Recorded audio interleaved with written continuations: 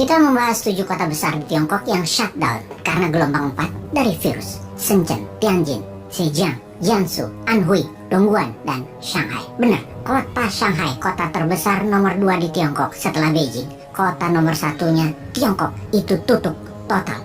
Shanghai itu New Yorknya Amerika. Begitu total lockdown, sangat mengerikan efeknya. Bukan saja pandeminya, namun efek ekonomi ke dunia. Sama dengan sanksi ekonomi yang diberikan ke Rusia efeknya, plus efek Ukraina akibat perang. Bahkan banyak pengamat ekonomi mengatakan lebih mengerikan efek Shanghai di lockdown. Sudah hampir 2 minggu Shanghai dikunci. Penduduk Shanghai banyak yang tidak siap dengan penutupan total ini. Akibatnya kekurangan pasokan makanan, food supply, dan keterbatasan sarana kesehatan hingga 150% kapasitas sarana kesehatan di Shanghai sudah dipakai. Semua itu sesuatu yang tidak pernah terbayangkan sebelumnya. 7 kota besar tadi masih ditambah 16 kota kecil lainnya. Ada yang full lockdown, ada yang partial lockdown. Jadi semuanya ada 23 kota. Saat ini juga total lebih dari 200 juta manusia di lockdown di tempatnya masing-masing. Dan suplai pangan sudah menyusut di mana-mana. Secara ekonomi, sewaktu Wuhan lockdown selama hampir 3 bulan, begitu juga beberapa kota lainnya di 2020 membuat ekonomi Tiongkok minus, turun ke tempat terendah, walau bisa meningkat lagi dalam 1 tahun belakangan ini. Namun, Shanghai lockdown memberikan data ekonomi yang lebih mengerikan lagi, turunnya. Di Shanghai, setiap hari saat ini ada 15.000 orang yang terpapar dan naiknya sangat tajam, meningkat sejak bulan Maret 2022 dan diperkirakan puncaknya baru akan mereda di bulan Mei-Juni 2022 ini. Salah satu yang diperkirakan mengapa terjadi serangan pandemi keempat ini adalah lambatnya memakai booster seri 3 dan seri 4, di mana secara data penduduk Tiongkok yang usianya di atas 80 tahun yang sudah divaksin hanya di bawah 20% populasi, sehingga memapar lagi mutasi baru dan menyerang mereka yang antibodinya lemah karena tidak divaksin. Itu menurut data Big Pharma. Big Pharma seperti Moderna yang pabrik vaksinnya di Tiongkok melaporkan dalam tanda petik menurunnya kampanye penggunaan vaksin di Tiongkok menjadi alasan meluasnya gelombang keempat dari pandemi ini. Alasan kedua yang membuat lockdown di 23 kota tersebut adalah keputusan politik dari Presiden seumur hidup Tiongkok, Xi Jinping, yang membuat polisi Zero Covid Strategy, membuat vaksin wajib dan lockdown itu wajib, di mana diharapkan di tahun 2022 akhir Tiongkok satu-satunya negara yang Zero Covid dan menjadi negara terdepan di dunia pada saat dunia terpapar gelombang keempat di tahun 2023 dan seterusnya. Benar, biasanya Tiongkok kebijakannya adalah mendulukan prosperity atau kemakmuran. Namun kali ini Xi Jinping mengutamakan kestabilan sosial dan kestabilan politik dengan disehatkan warganya terlebih dahulu. Walau ada korban ekonomi sedikit, namun Xi Jinping yakin masuk pit stop menyelesaikan pandemi dengan Zero Covid Strategy akan membuat dalam negeri Tiongkok stabil di saat negara lain goyang nanti karena gelombang keempat, dan Tiongkok baru gaspol ekonominya kemudian. Kembali ke efek ekonomi karena Shanghai di lockdown, di mana pelabuhan Shanghai adalah pelabuhan kontainer tersibuk di dunia. Masuk harus di stop sampai waktu yang belum ditentukan. Eropa gemetar saat ini, juga Amerika, Asia Barat, dan Afrika. Di sisi pertumbuhan ekonomi dunia, Tiongkok adalah major drive atau pendorong terbesar dunia. Jika Tiongkok melambat, dunia melambat 2 kali lipat minusnya dan bisa berefek dunia akan resesi, bahkan akan depresi.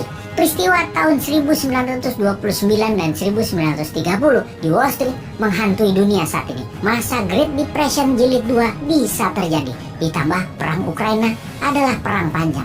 Semua ini harus kita analisa. Akankah menyebar ke dunia, menyebar ke Amerika, ke Eropa di tahun ini? India sudah memprediksi gelombang 4 akan mencapai India di bulan Juli 2022 ini. Kalau Indonesia bagaimana? Apakah gelombang keempat itu sih sebenarnya? Dari data di Tiongkok yang terbaru yang mengharuskan 23 kota ditutup, terdapat data varian Alpha yang bermutasi menjadi Delta dalam kurun waktu 6-9 bulan setelah gelombang pertama Alpha usai. Di seluruh dunia terpapar Delta yang dapat dipastikan mutasinya Alpha. Lalu 6 bulanan kemudian muncul Omicron. Apakah Omicron mutasinya Delta? Dari berita di Wuhan diumumkan bahwa Omicron bukan mutasi Delta alias virus jenis baru. Buktinya mereka yang terpapar Alpha tidak terpapar Delta karena sudah imun. Namun yang terpapar Alpha atau Delta bisa terpapar Omicron yang menyerang sisi lain dari tubuh manusia Dimana kalau manusia jadi cangkang maka mutasi Omikron adalah sebaran baru, gelombang keempat.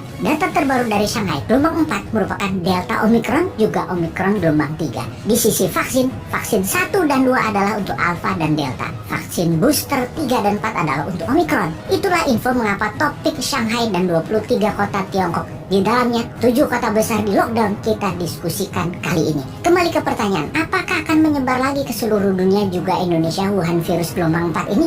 Ternyata sampai sejauh ini masih banyak yang belum percaya bahwa virus corona itu ada, karena hanya mendengar lewat berita dan tidak melihat dengan mata kepala sendiri. Misalnya, ada orang-orang di sekelilingnya yang terkena atau yang berdampak negatif seperti kematian misalnya. Dan hal itu wajar serta benar kalau mereka menganggap virus itu tidak ada atau bahkan hanya akal-akalan farmasi. Semua itu wajar orang-orang yang berpikir demikian karena memang tidak lihat, tidak tahu, dan tidak terasa. Pastinya ada yang namanya Big Pharma yang memanfaatkan pandemi ini sebagai mesin uang menjual vaksin. Sebuah cara yang katanya membuat tubuh manusia jadi kuat, antivirus. Ke Indonesia sekarang, kebijakan pemerintah Indonesia karena menganggap Omikron siklus terakhir dan tidak ada virus-virusan lagi, sudah jadi flu, sudah jadi endemi, maka secara kebijakan publik saat ini semuanya sekarang dibuka, dilonggarkan, digaspol, sudah terbuka, tatap muka sekolah dan semua acara publik, tempat publik sudah bebas. Secara pribadi, saya mendukung 100% kebijakan ini, namun kewaspadaan harus tetap dijaga. Bukan hanya masalah masker, vaksin, tetapi menjaga natural imunitas itu wajib. Sungguh, kita males sudah membahas bahwa virus ini buatan manusia atau asli dari alam. Kita juga males membahas apakah ini diciptakan untuk memperkaya Big Pharma atau Big Pharma bukan pencipta virus, namun pandai memanfaatkan kekuatan vaksin dengan memanipulasi banyak negara. Kita sudah bahas lama, kita sudah punya solusi banyak. Yang pasti, kita saat ini hidup di dalam VUCA world. Zaman VUCA adalah zaman volatility, uncertainty, complexity, dan ambiguity. Zaman kolobendu, zaman goro-goro, penuh ketidakstabilan, ketidakpastian, rumit, dan mempunyai banyak agenda yang simpang siur. Ada perang militer, ada sanksi ekonomi, ada perang dagang, ada perang ekonomi, ada perang cuaca, ada perang biologi. Sampai kapan? It will never end. Akan selamanya begini karena memang the system doesn't work. Dunia dalam keadaan perang itu artinya manusia dalam keadaan survival mode, termasuk survival of the nation. Seharusnya bernegara gunakan less rule. Manusia bahkan boleh menggunakan no rule. Pokoknya kita harus tetap hidup. Lebih baik lagi bukan hanya sekedar hidup, kalau bisa menjadi penyelamat manusia lainnya. Kemudian bisa menjadi yang terbaik keluar dari masalah, menjadi solusi. Permasalahan dunia saat ini, efek dari pandemi 2 tahun, efek dari digital disrupsi, efek dari perang dagang dan perang militer di Eropa Timur saat ini, efek dari jebakan hutang Tiongkok, efek dari mulai lemahnya kekuatan militer Amerika di dunia, efek mulainya ada penantang New World Order dan ketidaktaatan pada sistem dunia, yaitu taat pada dolar, tidak taat lagi pada SWIFT, tidak taat lagi pada Big Pharmacy. Semua sudah mulai gerak dan melawan, terutama negara-negara yang pemimpinnya berdaulat. Mereka semua melawan. Dunia yang volatility, uncertainty, penuh dengan rebel, gerakan resilience dengan insurgensinya. Macam-macam terjadi di dunia saat ini. Ada perang terjadi di Palestina dengan Israel, Saudi dengan Yaman, ISIS dengan Suriah, Kurdi dengan Irak, Uighur dengan Tiongkok, Nepal dengan Tiongkok, Jepang dengan Rusia di Kuril Island, Timur Timur bersitegang dengan Australia, urusan Timor Gap yang disedot habis Australia, India dengan Tiongkok, Saudi dengan Amerika saling ejek ke Biden, Libanon yang menjadi miskin, Bangladesh urusan air sungai dengan Tiongkok, Pakistan versi Perdana Menteri Amerika yang dekat dengan Tiongkok dihajar Amerika, digulingkan, Sri Lanka dimiskinkan oleh Tiongkok. Ada juga anomali positif seperti Nigeria meningkat tajam ekonominya menjadi negara di barat Afrika, menjadi the Black China, Botswana negara terbaik dalam 40 tahun pertumbuhannya di dunia. Untuk melihat itu semua bahkan kita harus menerangkan mengapa hanya sepertiga wilayah Tiongkok sisi timur ditinggali oleh 94% penduduk Tiongkok. Ada apa di sepertiga wilayah barat dan sisi barat daya Tiongkok yang bergunung-gunung deretan Mahameru Himalaya tersebut? Melihat sejarah Israel dan Jazirah Arabia, melihat sejarah perang-perang bangsa Eropa, melihat sains yang didominasi Amerika, Yahudi, dan Eropa saat ini, melihat agama dipakai untuk membodohi dan memberi jarak kepada jamaah agar jauh dari ilmu pengetahuan, dari sains, dari engineering, dan dari sosial isu. Untuk itu semua, kita bertanya untuk kesekian kalinya, sudah siapkah Indonesia?